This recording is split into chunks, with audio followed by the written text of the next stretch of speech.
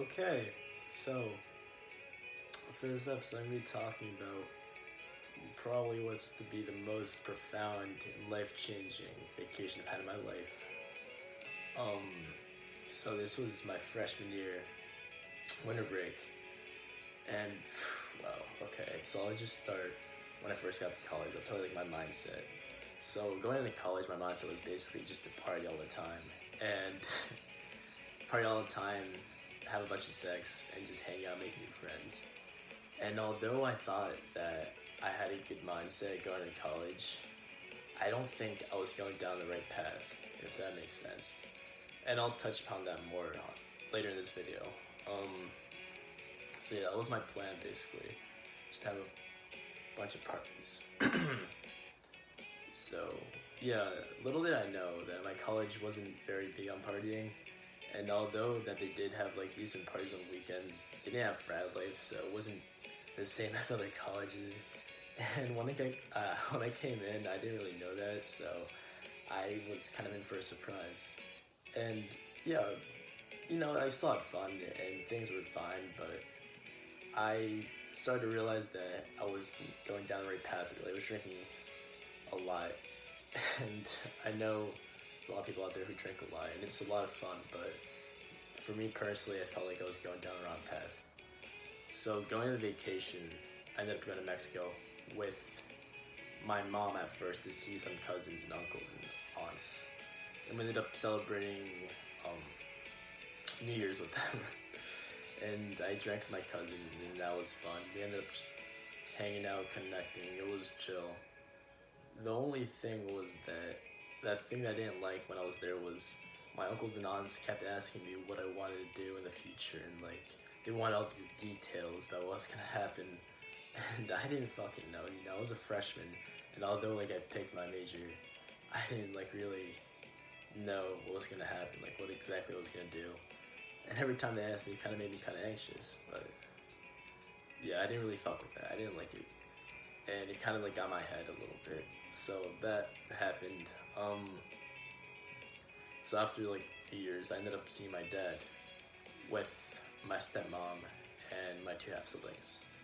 So I was staying there for about 3 or 4 weeks.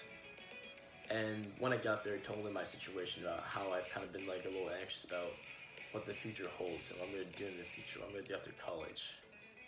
And he understood, he's been in that position before. He used to be my age as well. So he basically just told me to just go wherever the wind takes me, basically. He told me to follow my heart and to just listen to what I felt was right. And wherever I would go, or wherever I would follow that love, it would always take me to the right place. The universe has a way of just thanking you for just listening to your heart, basically. That's what he told me. And that really stuck with me, so I kind of brought that with me for the rest of the vacation. So next, he told me that he wanted me to try meditating with him for the time I was there with him. So in the mornings, we meditate together. And before this, I was kind of skeptical because I used to think that meditating was kind of stupid and kind of a waste of time, but I was kind of an asshole too, so fuck that part of me. Nah, yeah, but I also had a friend in college who told me about meditation and how it benefited him so much. And if you're watching right now, man, I love you. You probably know who you are. You're a fucking awesome dude, man. I love you. But anyway, yeah, so we ended up doing meditations every morning. And that really grounded me. Yeah, that really grounded me. It really got me out of my head and it got me to stop thinking about what's going to happen next and just be more present, be more in the moment, and not to like worry about what the future beholds, because what we have right now is what we have right now, and that's it. Okay, so yeah, we meditated, and I think about like 2 weeks after we started meditating, he brought me to this fire circle, this fire ceremony. And what basically it is where a bunch of people come and celebrate just people wanting to change. And what we do is we get around the circle and everyone says their intention. They set their intention into the fire. They look into the fire. They set their intention about what they want to change in themselves, what they want to improve. And for me, I just wanted to basically get out of my head and stop thinking about the future, stop being so scared of living life. And yeah, so I set my intention down. And we ended up dancing around the fire, just running around, making animal noises, tribal noises. And yeah, the first like few minutes I thought it was kind of silly. I thought I was like, where the fuck am I? But as that kept going, it kind of just like started like becoming almost like a trance. Like I was just going with the flow, just doing what felt right to me. Yeah, that felt really good. It felt really reviving. So yeah, we finished that and we ended up talking about how we felt afterwards. And what kind of surprised me was that although the people there were about like 30 or 40 or 50, they're all older. My point is that they're all older than me. They all treated me as if I was equal, as if I was the same age as them. Like I was just another person, which I wasn't really used to, because when I was with people who were older than me, they always treated me like I was a kid, or I was just younger. But they treated me really respectfully, and yeah, I just really appreciate it, because I'm just like another person, just like them, right? Anyway, so we did that, and afterwards I just felt like much more grounded. Just like the meditation helped me with grounding me, that also really put me back down to earth, I guess. Like stop being so much in my head.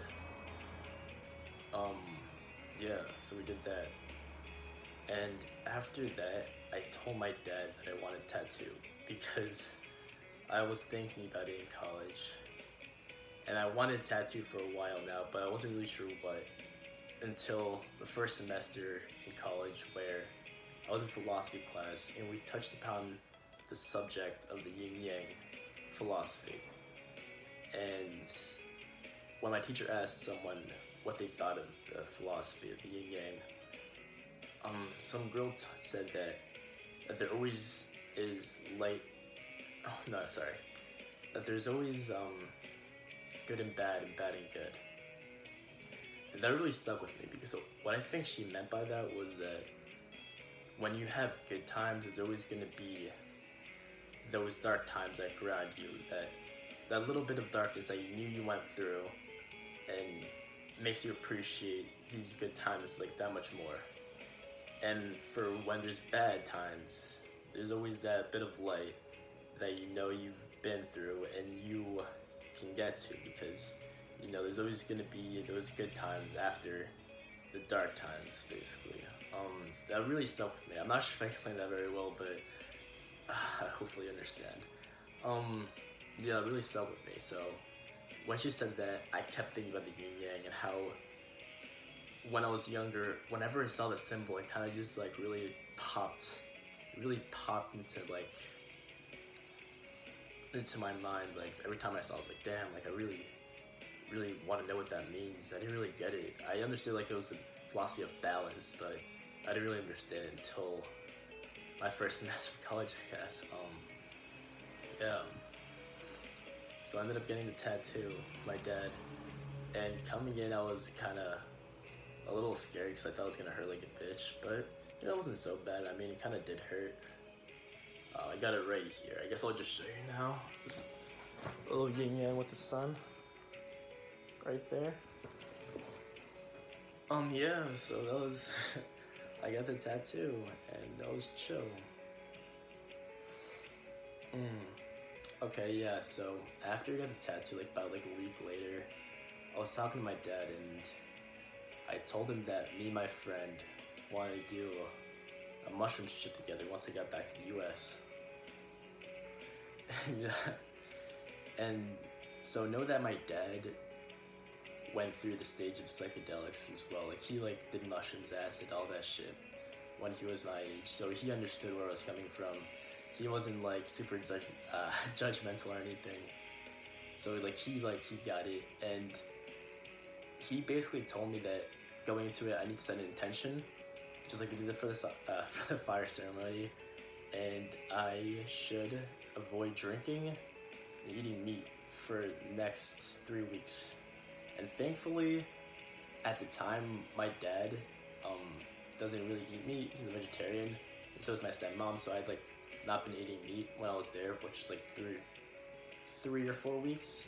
So I was set on that, and I hadn't drank since New Year's, which is also 2 or 3 weeks ago. So I was pretty sober from meat and alcohol.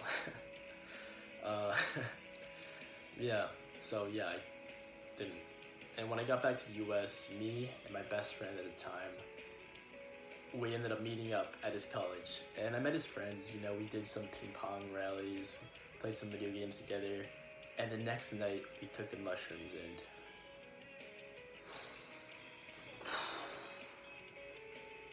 the most profound experience of my life, by far. Life changing. I'm gonna make another video about this, but wow. And it makes me emotional just talking about it. Like, holy shit. I'll explain it like this. For basically my whole life, I felt like as if I were trapped in a box and blind to everything around me. And when I took the mushrooms, I felt as if I got out of that box. I was able to see. And it wasn't only during the trip, it was also afterwards too. That I was able to fucking open my eyes and just see.